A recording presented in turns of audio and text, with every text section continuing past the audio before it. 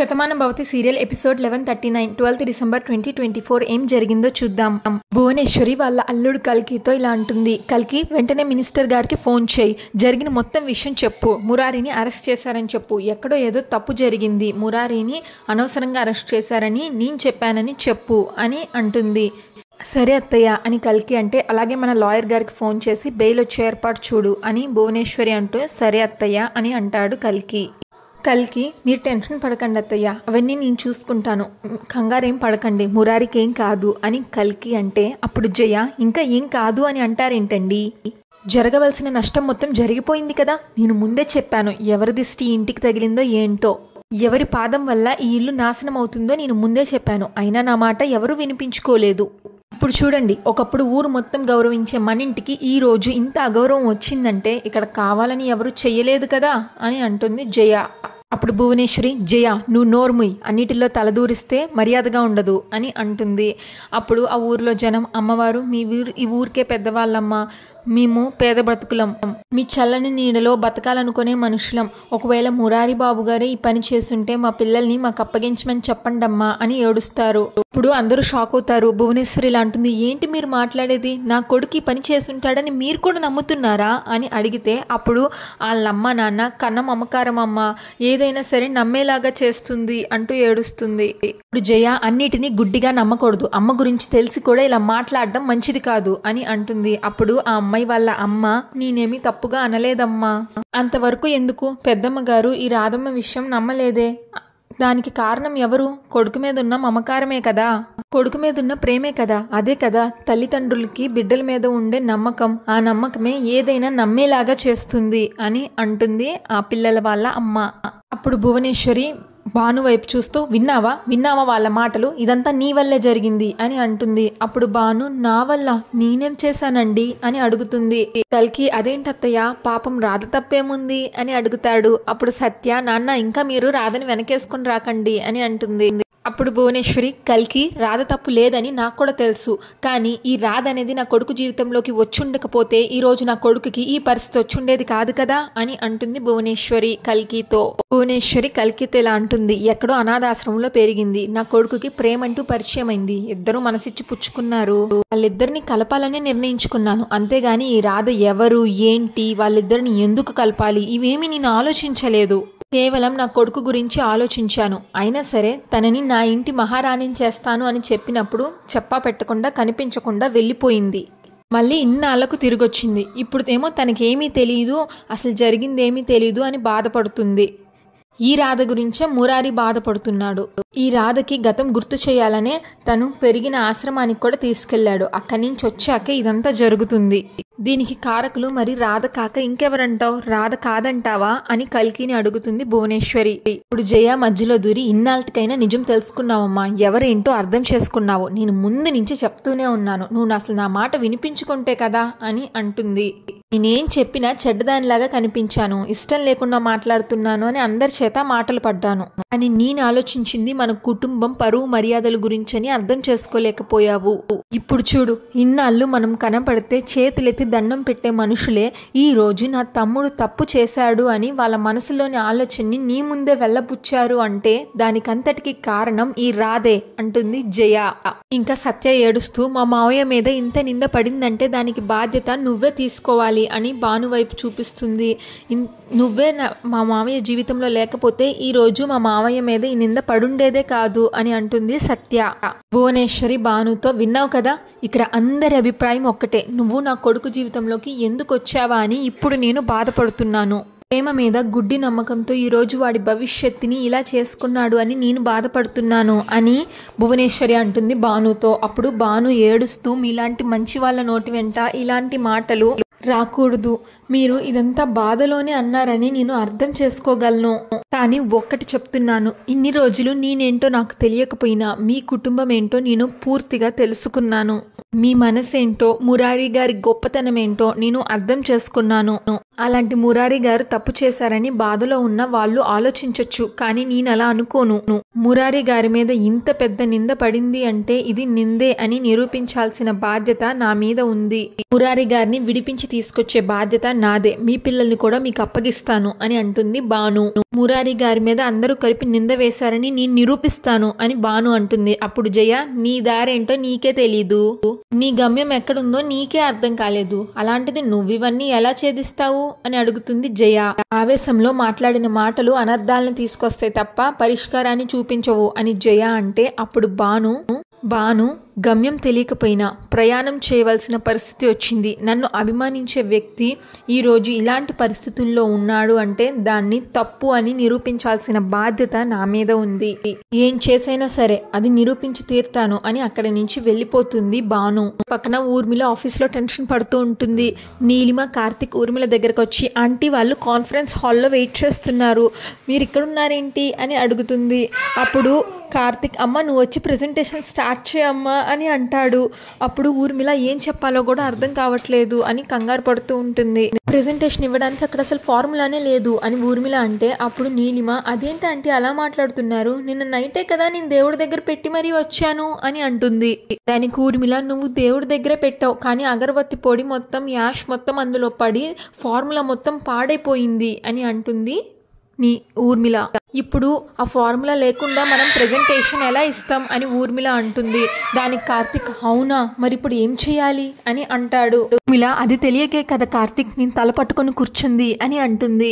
అప్పుడు ఊర్మిళ, ఇలాంటి సిచ్యువేషన్లో భాను ఉంటే ఏదో ఒక పని చేసేది, తన తెలివితేటలతో ఎలాగోలా మేనేజ్ చేసేది అని అంటుంది. ఊర్మిళ కార్తిక్తో, నీకు గుర్తుందా ఒకసారి ప్రెజెంటేషన్ ఇవ్వాల్సిన ప్రాజెక్ట్ ఫైల్లో మ్యాటర్ మొత్తం మిస్ అయినా భాను చాలా తెలివిగా మేనేజ్ చేసి తను ఆ ప్రాజెక్ట్ కాంట్రాక్ట్ మనకి వచ్చేలాగా చేసింది, ఇప్పుడు ఏం చేయాలో నాకు అర్థం కావట్లేదు అని ఊర్మిళ తెగ టెన్షన్ పడిపోతూ ఉంటుంది.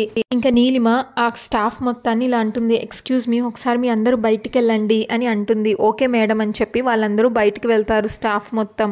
నీలిమ ఊర్మిళతో ఇలా అంటుంది, ఆంటీ మీరైతే ఏం టెన్షన్ పడకండి, ముందు మీరు వెళ్ళి కాన్ఫరెన్స్ హాల్కి వెళ్ళండి, మీటింగ్ స్టార్ట్ చేయండి, అక్కడికి వెళ్ళాక ఏం చేయాలో నేను చెప్తాను అని అంటుంది నీలిమ. అప్పుడు కార్తిక్, ఎలా నీలిమ, ఫార్ములా లేకుండా మనం ప్రెజెంటేషన్ ఎలా ఇస్తాం అని అడుగుతాడు. నీలిమ, ఆంటీ నేను చెప్పినట్టు చేయండి వెళ్ళండి అని అంటే ఊర్మిళ, అది కాదు నీలిమ, నేను అసలు అక్కడికి వెళ్ళి ఏం మాట్లాడాలి ఫార్ములా లేకుండా, మొత్తం పరువు అంతా పోతుంది అని అంటుంది ఊర్మిళ. అప్పుడు ఊర్మిళ, ఒక పని చేద్దాం, వాళ్ళకి విషయం మొత్తం చెప్పి సారీ చెప్దాం అని అంటుంది. దానికి కార్తిక్, లేదమ్మా వాళ్ళు ఎంతో హోప్తో వచ్చారు అని అంటాడు. ఇప్పుడు విషయం మొత్తం చెప్తే మన పరువు పోవడమే కాదు మార్కెట్లో మన రెప్యుటేషన్ కూడా పడిపోతుంది అని అంటాడు కార్తిక్. దానికి ఊర్మిళ, అలా అని ఈలోగా నీలిమ, నా మీద నమ్మకం ఉంచి మీరు లోపలికి వెళ్ళి మీటింగ్ స్టార్ట్ చేయండి ఆంటీ, ఏం చేయాలో ఎలా చేయాలో నేను చెప్తాను అని అంటుంది నీలిమ. నీలిమ పార్దుకు ఫోన్ చేస్తుంది. పార్దు ఫోన్ లిఫ్ట్ చేసి, ఆ నీలిమ చెప్పు అని అంటాడు. పార్దు, నేను నీకు ఒక విషయం చెప్తాను, నువ్వు వెంటనే ఆ పని చేయవా అని అంటుంది నీలిమ. అప్పుడు దానికి పార్దు, ఏంటి నీలిమ అని అడుగుతాడు. నీలిమ పార్దుకి ఏదో చెప్తుంది, అది అప్పుడు మ్యూజిక్ ప్లే చేస్తారు, అదంతా మనకి వినిపించదు. పార్దు, ఓకే నీలిమ నేను ఇప్పుడే బయలుదేరుతున్నాను అని అంటాడు. అప్పుడు కార్తిక్, నీలిమ నువ్వేం చేస్తున్నావో నీకేమన్నా అర్థమవుతుందా అని అంటాడు. అప్పుడు నీలిమ, ప్లీజ్ కార్తిక్ కాసేపు నువ్వు నన్ను డిస్టర్బ్ చేయకు అని చెప్పేసి మీటింగ్ కి రెడీ అన్నట్టు బెల్ కొడుతుంది నీలిమ. ప్యూన్ వస్తాడు, అతనితో వచ్చిన డెలిగేట్స్ కి వెంటనే ఫుడ్ అరేంజ్ చేయి అని అంటుంది. కార్తిక్, ఏంటి నీలిమ ఏం జరుగుతుంది అని అడుగుతాడు. అప్పుడు నీలిమ, చెప్పాను కదా కార్తిక్, అనుకున్నది అనుకున్నట్టుగానే జరుగుతుంది, నువ్వేం టెన్షన్ పడకు అని అంటుంది. ఆంటీ మీరు వెళ్ళి కాన్ఫరెన్స్ హాల్లో మీటింగ్ స్టార్ట్ చేయండి అని నీలిమ అంటే సరే అని చేసేదేం లేక ఊర్మిళ కాన్ఫరెన్స్ హాల్కి వెళ్తుంది. ఇంకా జైల్లో కూర్చొని ఆలోచిస్తూ ఉంటాడు మురారి. ఈలోగా పోలీస్ ఎస్ఐ మురారి దగ్గరకు వచ్చి, చూడు మురారి, ఇది నువ్వు ఎందుకు చేసావు, ఏం ఆశించి చేసావు అని నేను అడగను, కానీ దాచిన పిల్లలు ఎక్కడున్నారు అనేది మాతో చెప్పు. అప్పుడు మురారి, అరే నేను చేశానని మీరు ఎలా అంటారు ఎస్ఐ గారు, మా ఊర్లో 2 ఆడపిల్లల్ని నేనే చదివిస్తున్నాను, వాళ్ళు నన్ను అన్నయ్య అన్నయ్య అని పిలుస్తారు, నేను వాళ్ళని చెల్లెలలాగా చూస్తాను, అలాంటిది నా విషయంలో మీరు ఇలా ఎలా ఆలోచిస్తున్నారు అని అడుగుతాడు మురారి. ఇప్పుడు ఆ ఎస్ఐ కోపంగా, మాకు కావాల్సింది నమ్మకం కాదు ఆధారం, వాళ్ళని చదివిస్తున్నట్లు కలరింగ్ ఇచ్చి ఇలా చెయ్యకూడదని రూల్ ఏం లేదు కదా అని అంటాడు ఎస్ఐ. దానికి మురారి కోపంగా, ఎస్ఐ గారు అని అంటాడు, మాటలు మర్యాదగా రానివ్వండి, తర్వాత మీరే చాలా పరిణామాలు ఎదుర్కోవాల్సి వస్తుంది అని మురారి అంటాడు. అప్పుడు ఎస్ఐ, ఏంటి మురారి మర్యాదగా మాట్లాడుతున్నా కదా, నేను నాకే మర్యాదలు చెప్తున్నావా, నువ్వు ఇప్పుడు ఎక్యూజ్డ్వి, కార్లో ఆధారాలు దొరికాయి కాబట్టి నిన్ను మేము అరెస్ట్ చేసి తీసుకొచ్చాం అని అంటాడు ఆ ఎస్ఐ మురారితో. పెద్ద కుటుంబం నుంచి వచ్చావని, మీ ఊర్లో పోలీసులు కూడా అడుగు పెట్టకుండా మీ ఫ్యామిలీ ఆ ఊరిని ఏలుతుందని మాకు తెలుసు అని అంటాడు ఎస్ఐ. అందుకే గౌరవం ఇస్తూ నీతో ఇలా మాట్లాడుతున్నాను, ఇప్పటికైనా నిజాన్ని ఒప్పుకుంటే మంచిది అని అంటాడు ఎస్ఐ. అప్పుడు మురారి, అరే నేను తప్పే చేయలేదంటే మీకు అర్థం కావట్లేదా? నాకు ఒక్క రోజు సమయం ఇవ్వండి, నన్ను బయటికి వదలండి, అసలు దోషులు ఎవరో మీ ముందు నిలబెడతాను, ఆ పిల్లలిద్దరిని తీసుకొచ్చి కూడా మీ ముందు నిలబెడతాను అని అంటాడు మురారి. అప్పుడు ఆ ఎస్ఐ, ఏంటి ఆవు పులి కథ చెప్తున్నావా? ఆ కథ వినడానికి బాగానే ఉంటది, కానీ వాస్తవంలో అలా జరగదు. ఇప్పుడు కానీ నిన్ను వదిలితే నువ్వు మొత్తం అప్స్కాండ్ అయిపోయి డిపార్ట్మెంట్కి చెమటలు పట్టిస్తామనుకుంటున్నావా అని అంటాడు ఎస్ఐ. మీ క్రిమినల్ తెలివితేటలు మా పోలీసుల దగ్గర చూపించకండి, మీలాంటి వాళ్ళని ఎలా డీల్ చేయాలో, నిజాన్ని ఎలా రాబట్టాలో మేము యూనిఫామ్ వేసుకున్నప్పుడే మాకు మొత్తం ట్రైనింగ్ ఇచ్చి చెప్తారు అని అంటాడు ఎస్ఐ. ఇప్పుడు మురారి, ఎవరికన్నా ఏ ఆపదొచ్చినా రక్షించేది పోలీసులే అని నాకు తెలుసు, అందరూ ప్రశాంతంగా ఉన్నారు అంటే దానికి కారణం మీరే అని తెలియని అమాయకుడిని కాదు నేను, కానీ ఇందులో నా తప్పేమీ లేదు, ప్లీజ్ నన్ను వదిలేయండి, ఎవరు తప్పు చేశారో నేను నిరూపిస్తాను, ప్లీజ్ నన్ను అర్థం చేసుకోండి ఎస్ఐ గారు అని అంటాడు మురారి. అప్పుడు ఆ ఎస్ఐ, నువ్వు ఇలా ఉంటే నిజం చెప్పవని నాకు అర్థమవుతుంది, సరే నీకు 1 గంట సమయం ఇస్తాను, ఈలోగా బాగా ఆలోచించుకొని నువ్వే నిజం చెప్పేసే, లేకపోతే నీతో మాట్లాడే తీరు, నిన్ను ట్రీట్ చేసే తీరు వేరే ఉంటుంది, అంతదాకా తెచ్చుకోకపోతే మంచిది అని లాటి తిప్పుకుంటూ వెళ్తాడు ఎస్ఐ. మురారి ఇంకా చేసేదేం లేక ఛా అని అనుకుంటాడు. ఇంకా పిల్లలు ఏడుస్తూ ఉంటే ఆదిలక్ష్మి వాళ్ళ దగ్గరకు వచ్చి, మీరు ఇంకా భయపడాల్సిన అవసరం లేదు, రేపే మిమ్మల్ని కలకత్తా పంపించేస్తున్నా, అక్కడ ఒకరోజు మిమ్మల్ని హాస్పిటల్లో ఉంచి అక్కడ డాక్టర్స్ మీ బాడీలో ఆర్గాన్స్ మొత్తం తీసేస్తారు, ఆ తర్వాత మీ చరిత్రలో కలిసిపోతుంది, మీ వాళ్ళు ఎక్కడ వెతికినా ఎంత వెతికినా మీ ఆచూకీ మాత్రం దొరకదు. ఈలోగా ఆ 3 అమ్మాయిల్లో ఒక అమ్మాయి కట్లిప్పుకొని పారిపోతుంది. అప్పుడు మేడం పారిపోతుంది అని అంటే, చూస్తారేంట్రా పట్టుకోండి దాన్ని అని ఆదిలక్ష్మి అంటే, ఆ 2 రౌడీలు ఆ అమ్మాయి వెనకాల పరిగెడతారు. ఇంకా ఆ రౌడీలు ఆ అమ్మాయిని పట్టుకొచ్చి మళ్ళీ కట్టేస్తారు. ఆదిలక్ష్మి ఆ అమ్మాయి చెంప మీద ఒక్కటిస్తుంది, చెప్పాను కదా ఇది బోను, ఇక్కడికి రావడమే తప్ప వెళ్ళడం మీ చేతుల్లో ఉండదు, మీ జీవితాలు మొత్తం మా చేతుల్లో ఉంటాయి, మీరేమయ్యారో బయట ప్రపంచానికి అస్సలు తెలీదు. అప్పుడు ఒక అమ్మాయి, తప్పు చేసే వాళ్ళు దొరికేంత వరకు ఇలానే మాట్లాడతారు, కానీ మమ్మల్ని కాపాడడానికి మా అన్నయ్య మురారి ఖచ్చితంగా వెతుకుతాడు అని అంటుంది. మా అన్నయ్య వచ్చి మమ్మల్ని రక్షిస్తాడు, మేము 3 బయటికి వెళ్తాం, మీరు జైలుకి వెళ్తారు, ఇందులో ఎలాంటి సందేహం లేదు అని ఆ అమ్మాయి అంటే ఆదిలక్ష్మి నవ్వుతుంది. అప్పుడు ఆ రౌడీలు, మేడం పాపం వీళ్ళు ఇంకా భ్రమలోనే బతుకుతున్నారు, మా మేడం చాలా పవర్ఫుల్, మీ అన్నయ్య ఏమీ చేయలేడు అని అంటారు. అప్పుడు మా అన్నయ్య సంగతి మీకు తెలీదు, మమ్మల్ని ఖచ్చితంగా కాపాడతాడు అని ఆ అమ్మాయి అంటుంది. దానికి ఆదిలక్ష్మి, మీ ఊర్లో మీ అన్నయ్య పవర్ఫుల్ ఏమో, కానీ ఇక్కడ ఈ ఊర్లో నా తెలివితేటల ముందు మీ అన్నయ్య ఏమీ చెయ్యలేడు, అసలు మీకు విషయం చెప్పనా, మేము 3 కిడ్నాప్ చేసింది మీ మురారి అని చెప్పి పోలీస్ స్టేషన్లో కూర్చోబెట్టాను, అక్కడ జైల్లో ఊసలు లెక్క పెడుతున్నాడు, వాడిని రేపు కోర్టులో సబ్మిట్ చేస్తారు, అటునుంచి అటే జైలుకు పోతాడు, మీ అన్నయ్య ఈ కేసుతో బయటకు వచ్చేసరికి కొన్ని ఏళ్ళు పడతాయి, ఈలోగా మీరు ప్రపంచం వదిలి వెళ్ళిపోతారు, వాటి మీద వచ్చిన డబ్బులు మేము ఖర్చు పెట్టేసుకుంటాం కూడా అని అంటుంది ఆదిలక్ష్మి. అన్నయ్య అరెస్ట్ అయ్యాడా అని ఆ పిల్లలు ఏడుస్తారు. అప్పుడు ఆదిలక్ష్మి, ఈ ప్రపంచంలో మిమ్మల్ని కాపాడేవారు ఒక్కళ్ళు కూడా లేరు అని అంటుంది. ఇంకా భాను ఏం చేయాలి అని ఆలోచిస్తూ ఆ పిల్లల బ్యాగ్ పుస్తకాలు మొత్తం చెక్ చేస్తుంది. ఇంకా భాను ఆ పుస్తకాలన్నీ చెక్ చేయడం చూసి వాళ్ళ అమ్మ నాన్న, ఆ పుస్తకాలు ఎందుకు చెక్ చేస్తున్నారమ్మా, అవి మా పిల్లల పుస్తకాలు అని అంటారు. అప్పుడు ఆ అమ్మాయి వాళ్ళ నాన్న, వాళ్ళు పల్లెటూరులో పుట్టి పెరిగారమ్మా, చదువుకోవడానికి అక్కడికి వెళ్ళారు తప్ప వాళ్ళకి ఇంకా ఏ ప్రపంచం తెలీదు అని అంటాడు. అప్పుడు భాను, దయచేసి ఎవరు మాట్లాడకండి, నేను ఎందుకు వెతుకుతున్నానో నాకు తెలుసు అని అంటుంది. ఇప్పుడు భాను, చదువుకుంటున్న వాళ్ళు చాలా చిన్న పిల్లలు, వాళ్ళ అమాయకత్వాన్ని ఏమారుస్తూ చాలా మంది ఉంటారు, వాళ్ళకి ఆ చిన్న మనసులకి అది తెలియదు, కానీ వాళ్ళు అది ఎక్కడో ఒక చోట రాసుకొని ఉంటారు అని అంటుంది భాను. అలాంటిది ఒక చిన్న క్లూ దొరికినా చాలు, మనం వాళ్ళని పట్టుకోవచ్చు అని అంటుంది భాను. భాను మొత్తం వెతికినా తనకి ఏమీ దొరకదు. ఇంకా తను చేసేదేం లేక అక్కడ దుర్గమ్మ వారి ఫోటో ఉంటే అక్కడికి వెళ్ళి దండం పెట్టుకుంటుంది. భగవంతుడా, ఒక్క చిన్న క్లూ కూడా దొరకటం లేదు, 2 ఆడపిల్లలు ఎక్కడికి వెళ్ళిపోయారో తెలియదు, ఏమైపోయారో తెలియదు, ప్రపంచాన్ని చూడడానికి అని ఆ రౌడీలు రాసి పెట్టారు. ఆ ప్రపంచం ఎంత భయంకరంగా ఉంటుందో, ఒంటరి ఆడపిల్లలు బయటికి వెళ్తే ఈ సమాజం ఎంత భయంకరంగా ఉంటుందో మనకి తెలియని విషయం కాదు. వాళ్ళకి ఏం జరుగుతుందో అన్న భయంతో వాళ్ళ తల్లిదండ్రులు ఉన్నారు, వాళ్ళని పట్టుకునే ఆధారం కోసం వెతుకుతున్నాను. ఒక మంచి మనిషి మీద నింద పడింది, అది నింద నిజం కాదు అని అందరికీ చూపించాలి, ఏదో ఒక మార్గం చూపించి తల్లి అని ఆ దుర్గమ్మకి దండం పెట్టుకుంటుండగా భాను చేతిలో నుంచి హ్యాండ్ బ్యాగ్ కింద పడిపోతుంది. అందులో రాధ రాసిన బుక్లో నుంచి ఒక లెటర్ బయటకు వస్తుంది.